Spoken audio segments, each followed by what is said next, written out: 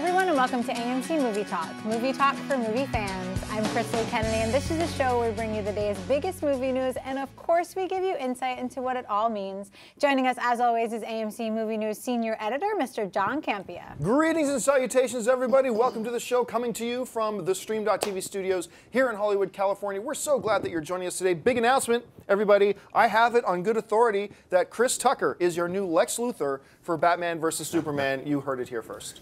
We also have joining us our AMC Movie News Editor, Amy Rose Eisenbach.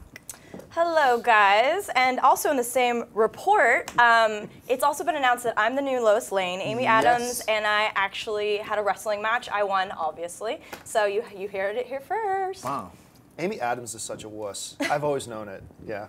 And we also have joining us director of the upcoming film, The Death of Superman Lives. What happened, Mr. Jon Schnepp? Hey, I heard Jim Belushi was going to be playing Lex Luthor from this place called like Super Insano Universe News.org. It was an exclusive, too. Yeah, it was an exclusive is what I heard. And Amy Adams and Amy Rose are going to be a two-headed Lois Lane arguing with each other. So. Totally the same report that they said I was Wonder Woman, right? Absolutely. It is, yeah. But you are Wonder Woman, so now I'm confused. It appears that DC is finally trying to take a page from Marvel's playbook. While discussing where his Justice League Dark stands, visionary filmmaker Guillermo del Toro revealed that Warner Brothers is making plans for an entire DC universe.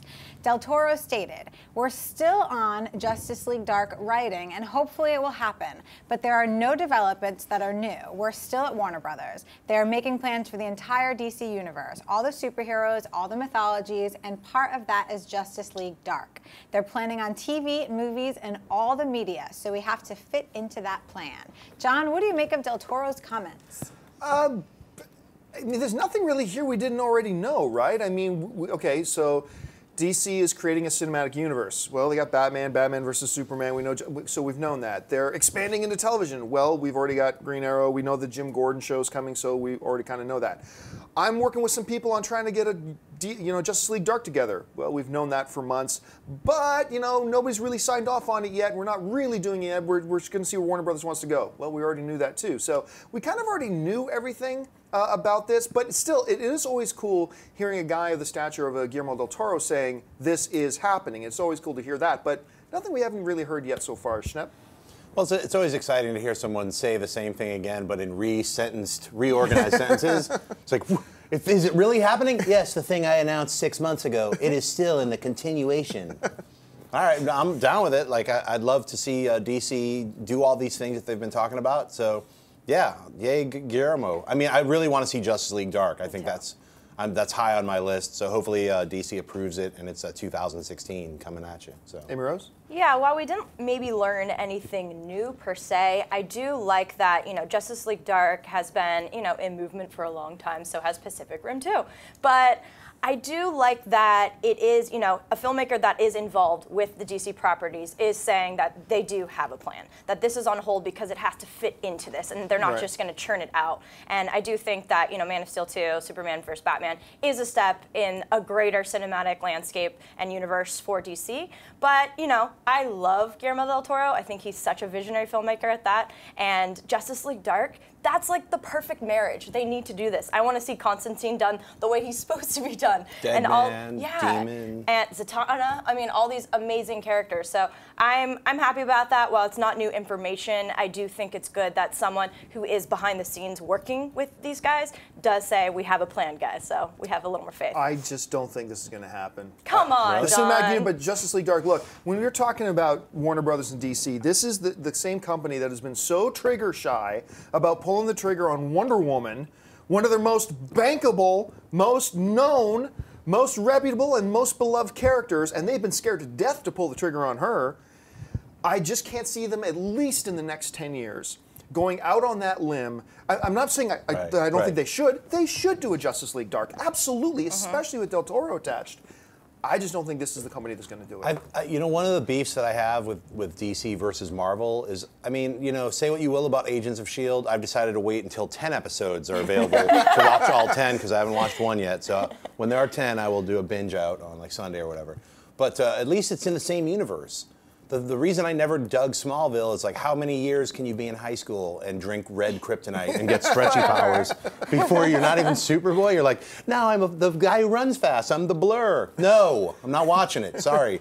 You have all these incredible hundreds of characters, and you're not doing anything with any of them. Instead, you're doing weird, crazy, bizarro spin-off, ultra weird secondary universe things. Like, oh, it's Smallville, but on a different planet, in a different world, and has nothing to do with the hierarchy of Superman in the modern, everything's all splintered out. So, it's funny because I actually think that's why Smallville worked. Really? I think the reason it worked is because they kept it in its own kind of contained universe and stuff like that. But I'm dragging us off onto a wildly off-topic. No. But it's fun to hear. The main thing is it's fun to hear Guillermo, even if he's reiterating it, at least stating it like, hey, everything is moving forward. I've been in a meeting yesterday, and we're all moving forward on a bunch of stuff that you don't know about. Right. So, all right, what's next? We've been discussing for months how the character of Quicksilver, part of the brother-sister duo with the Scarlet Witch, will be appearing in both Bryan Singer's X-Men Days of Future Past, portrayed by Evan Peters, as well as Joss Whedon's Avengers Age of Ultron, where he'll be played by Aaron Taylor Johnson. In a recent interview with the New York Daily News, Marvel President Kevin Feige discussed the rights issue and how different these characters will be presented in both films. Feige stated, "There are only a handful of characters that occupy that middle ground. Iron Man is not going to show up over there, and Magneto is not going to show up over there. But there are a few gray points, even after many years of negotiations, and that only happens with a character like Quicksilver, who's been a part of the X-Men, the son of Magneto in those comics, but also a primary Avenger. The characters are going to be very different. Other than their powers, general audiences might not even know, unless they read your article, that the two are related." Amy Rose, what do you make of Feige's comments? This worries me a little bit because, I mean, we have been talking about this for months, and the characters of Quicksilver and Scarlet Witch are fantastic. I love that they're finally going to be utilized, but taking away the fact that they're Magneto's children does really, I don't know, it doesn't make it as interesting to me. And I have a lot of faith in Joss Whedon and company, and Kevin Feige is a brilliant man. He is a genius. What he has done with these properties, like, I have the utmost faith and respect for that man, but they should feel like the same character. Obviously, there'll be different remakes. It's like remaking a film or remaking a song. It's going to have its own unique spin to it, but you can't, take the fact away that he has these powers. I mean, superhuman speed and thought, everything.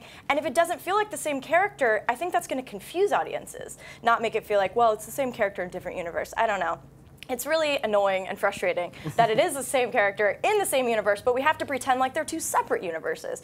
And I'm glad to know that Iron Man's not going to pop up in a different property. But yeah, I don't know. I'm losing my faith a little bit. I'm really excited for both of these films. Days of Future Past, if that trailer is indicative at all of what we're going to see, and that cast, I mean, I'm so excited. This is Bryan Singer's baby, but I don't know. I think that this is just kind of dividing it more, and I am very curious to see how it's going to turn out, but I'm more fascinated with Magneto's children's storyline opposed to completely disregarding that and just being like, oh, they're on the Avengers now. So I don't know. I'm a little mixed now. Schnepp?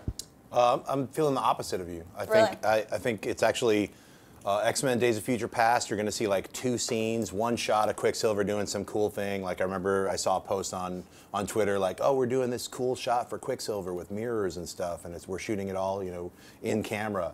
Sounds cool. I'm sure it's just going to be an effect, and he's going to have like one line. I don't think he's going to be developed at all. And same with Scarlet Witch, where with Avengers, I think they're really going to be developed because as part of the Avengers lore of the history, they are Avengers teammates with Captain America and Hawkeye for like 30 or 40 issues after the original team from the Avengers movie and the first like 12 Avengers comic books. So it really makes a lot of sense. I see them, it's not so much as them being Magneto's kids. They could be part of the Inhumans. That's my favorite part of the storyline, though. Like how they got to this point. Sure, the Brotherhood of Evil Mutants. Exactly. I get it, but like because the way it is in movies, I'm totally accepting it. Yeah. Like I totally have a different, like I have a cutoff point. Like these are the comics, these are the movies. So that way I don't get upset about that stuff. I'm like, hey, Spider-Man is from another alien planet? Cool.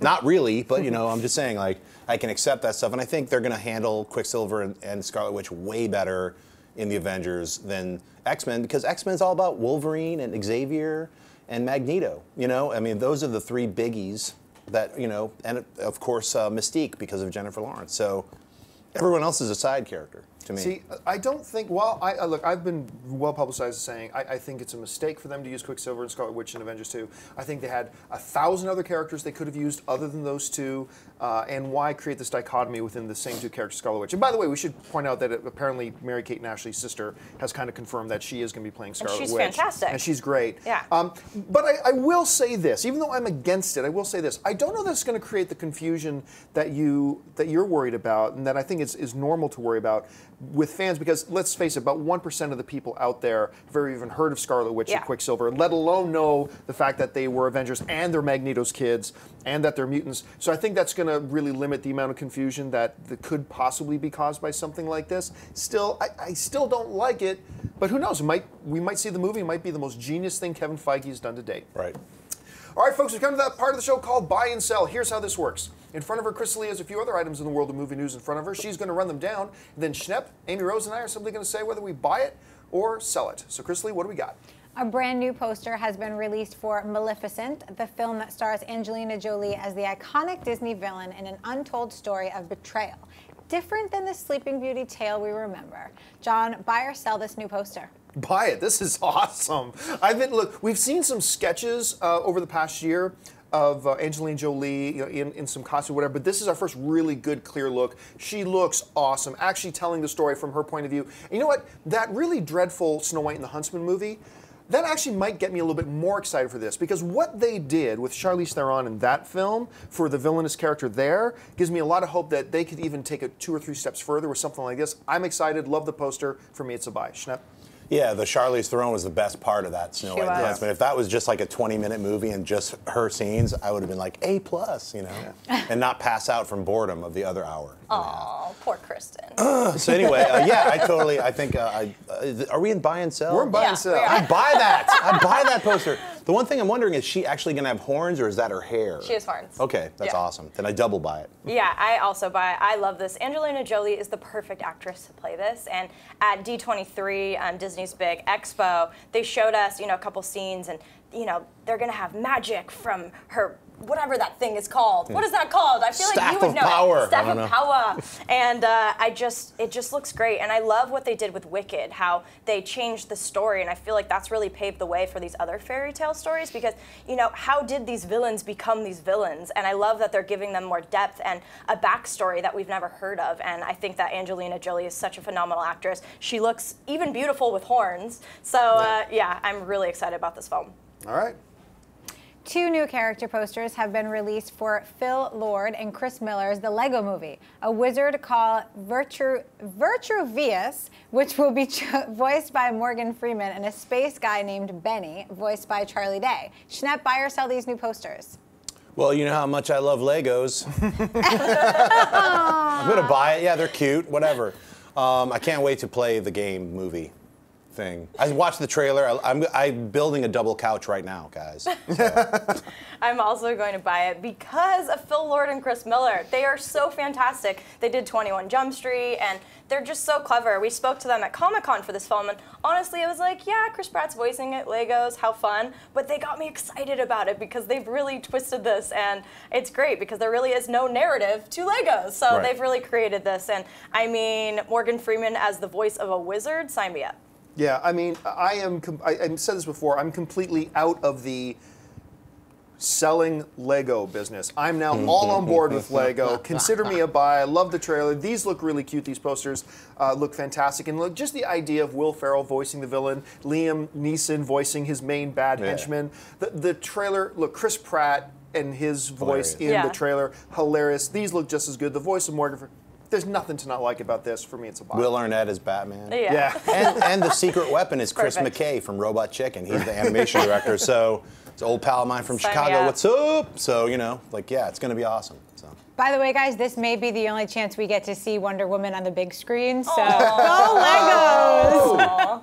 Sticking with the theme of fairy tale adaptations, another Peter Pan film may be on the way. Acclaimed English filmmaker Joe Wright is in negotiations to direct Pan, a project brewing over at Warner Brothers, written by Jason Fuchs, that is said to give Peter Pan the Batman Begins treatment. Amy Rose, buy or sell this idea of Pan? You had me at Batman's Begin treatment. I'm gonna buy this. Joe Wright is fantastic. I mean, all of his films, he definitely doesn't fit within a box. He has done so many different things, from Atonement to Hana, and I love his style. And you know, I'm a big music fiend, and he always really utilizes score and music to set that tone and ambiance, like The Typewriter with Atonement and Chemical Brothers with Hana. And I just think he's got a really artistic eye. And yeah, I'm getting a little tired of, you know, the retelling of Peter Pan, because there are a lot of other films coming out, but I think that the origin story with like a dark twist on it is a really good path to take, especially with Wright at the helm, so I'm in. I'm going to sell this, and the reason I'm going to sell is, look, if you read the Peter Pan book, it ain't a children's book. I mean, it is brutally violent. I mean, Peter Pan kills a lot of people. And hearing them say that we're going to give like the Dark Knight kind of treatment, that encourages me. I just don't know if Warner Brothers really follow through with it when it comes to that. You're right, though. Joe Wright's amazing. It does seem to be the right team. So there's a lot of things about this that I like, yet I feel this gnawing hook in my gut that they're just not going to do it justice. So for now, I'm going to give it a sell. Yeah, Joe Wright also did that Keira Knightley, like, super boring train coming Anna through. Karenina. Yeah, so, you know, but I loved Hannah, so I'm not going to, you know, he's obviously a great director.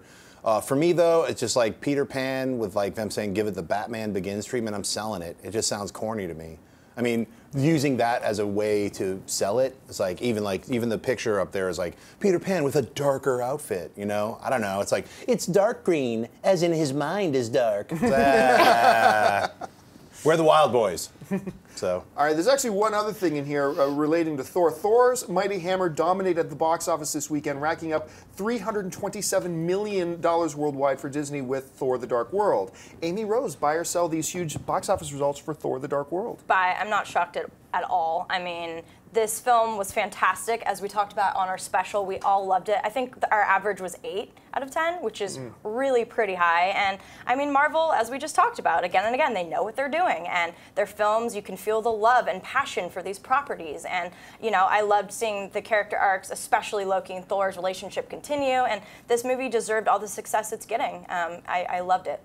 Yeah. I believe I gave it a 9.5. Damn. On the movie special. Yeah, I love that movie so much. I'm happy that everyone else is digging it and it's getting box office revenue, because that means Thor 3, bring on Beta Ray Bill, you know, or whatever story they're going to pick. I don't care. I love the whole Thor mythology, so I'm totally buy it. Yeah, big buy for me. I've seen this film 3 times already. I'm going to go probably see it 2 or 3 more times. I really liked it. I gave it an 8. I didn't give it a 9.5, but I still really enjoyed it. You know, it's important to note, too, that with these results, it has over 30% increase over the opening numbers for the original Thor. That's huge. So obviously this is going in the right direction, and you're right. The thing that makes this film is the Loki-Thor dynamic.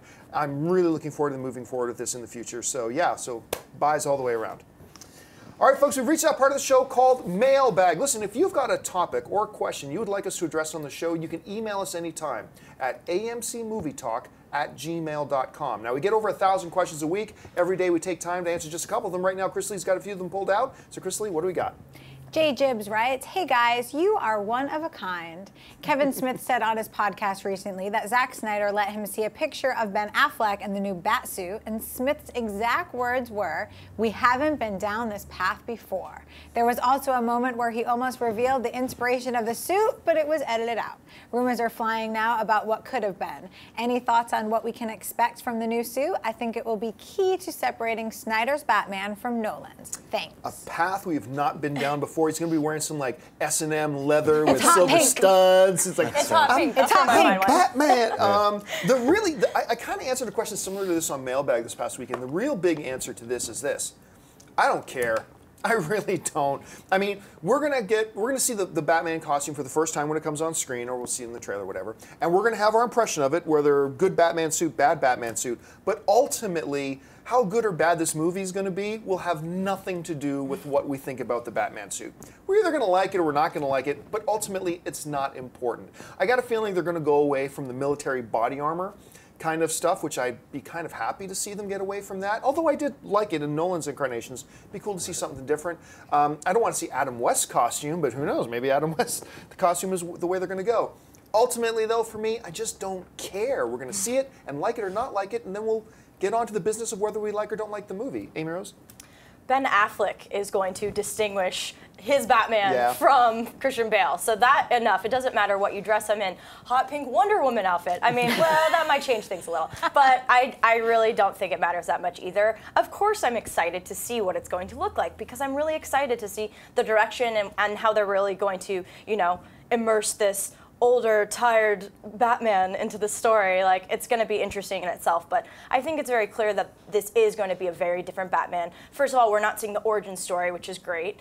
So they're really starting it from here, so we can really see the whole relationship and how it builds between Superman and Batman. So yeah, I mean, I'm curious to see, but it's not going to, you know, derail my excitement at all anyway, so.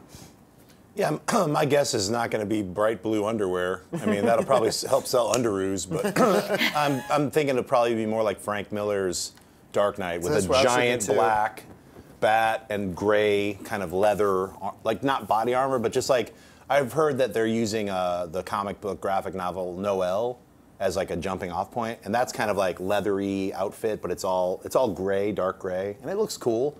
It's very much like Batman, the yellow utility belt with the pouches. I think they're just going to go with more of like a military style, like leather and real, not body armor, but you know, more leathery style. And his cane, right? Since he's so old. Yeah, and rebroken knees, because it can hopping around. All right, what's next? Nicholas Diaz writes, greetings and salutations, sons of AMC.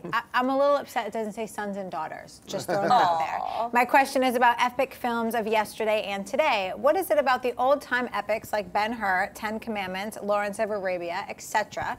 They looked and felt epic and grand. Why can't the films of my generation translate on the big screen like those did? What is the difference? Is it technology's fault? Please explain to me what it is. Am I just crazy? Thank you for your time. It's a good question. Yeah, it is a good question. You're right. I mean, I had this discussion with somebody a few months ago too. When you look at a lot of these old films that you're mentioning, whether it's a Ben-Hur, especially Ben-Hur, Ten Commandments, the original Spartacus, Cleopatra, these types of things. When these guys wanted to make epics back then, you couldn't get a sound stage, shoot a bunch of it there, and then digitally matte paint in a lot of stuff, which I mean, today's artists do a great job with. You had to go and rent a small country. You had to go and get 5,000 extras, put them all in costume, get them on there, and it felt, you're right, when you watch these old movies, these epic types, it felt epic, it felt global, it felt huge and wide and vast and just all-encompassing, and that's what part of the magic that they had back then that makes it very difficult to repeat today or to capture today. When I watch that original Spartacus, or Lawrence of Arabia, or Bridge on the River Kwai, or films like that, there's just a certain, I'm not saying I like the films of that era better, I'm not saying that at all, but there's something about them that films today just cannot recapture. And this isn't a condemnation or a commentary on the digital world we live in now, using digital effects, not at all, but there was something about getting 10,000 extras to wander across the desert and to shoot it that way. That's it. Look, you look at the original Transformers film, right? What is the big global battle that happens? On a side street in Los Angeles. I mean, that's where the big global battle, even in Avengers, my favorite comic book movie of all time, right? The world is at stake. In this one battle in this, 5 square blocks in New York, where apparently bullets kill the invading aliens. You never felt like this was a global, worldwide thing. Hey, for all the knocks on Independence Day felt global. Roland's films, Emmerich's films feel epic. Emmerich actually captures some of that, so I'll give that to Emmerich on that. But yeah, I think that's part of it, is that, there's just no replacing 10,000 extras. Anyway, that's how I see it. Amy Rose, what do you think? Yeah, I do think that, I don't know, audiences have just become a lot smarter now, and we're less impressed because of technology. It's true. And, it really is a beautiful testament of where we are and how much we've evolved, but it's also a bit of a disservice because, when CGI was so, in the beginning, it was so cheesy, but there was just a sense of nostalgia with that. And now it's just seamless at times. And if it's not, I mean, we're pulling it apart. I thought Thor felt pretty epic. And that is also because Alan Taylor wanted to shoot on location. And I think that, I mean, you cannot fake a soundstage versus shooting on location. You can feel it. And I think the audience has just wised up. Not to mention, I mean, there were really no crazy effects in Ben-Hur in all those classes you're talking about. So it was a lot more raw. And I feel like that really translates to the audience audience and the audience experience. But I do think there are other filmmakers. I just think we've become really spoiled in this generation, and it takes a lot more to impress us, which is kind of sad, which is why filmmakers like James Cameron are constantly pushing the envelope and trying new forms of technology and new forms of how we know film, to be brought to us. So yeah, it's kind of a trick question. I think it's a great question, but I think it just comes down to technology and ever-evolving landscape and just how spoiled we are now. Well, I agree with you both, but I also think storytelling has changed. I mean, just the way cuts happen, now we're so used to like, hey, what's up with this 7-second shot? I mean, people need those edits. You're even told like you have to have a cut every 3.5 to 4 seconds. That's regular television style. I mean, when you're pushing it, you're like, hey, I'm doing this really long push. It's 15 seconds. People start to freak out. Someone's going to change the channel. When you're talking about films, they're given a little bit more time to breathe. But storytelling back then was more epic. Basically, those stories were told in a better and bigger, more epic fashion. And I don't think it had anything to do with special effects. It's more so the filmmakers and the ability to get a big, giant movie made. I think there's a lot more complicated things that happen nowadays where people are like audience testing and just different things are done now than it was back, 30, 40 years ago. So filmmaking has changed, but it's also storytelling.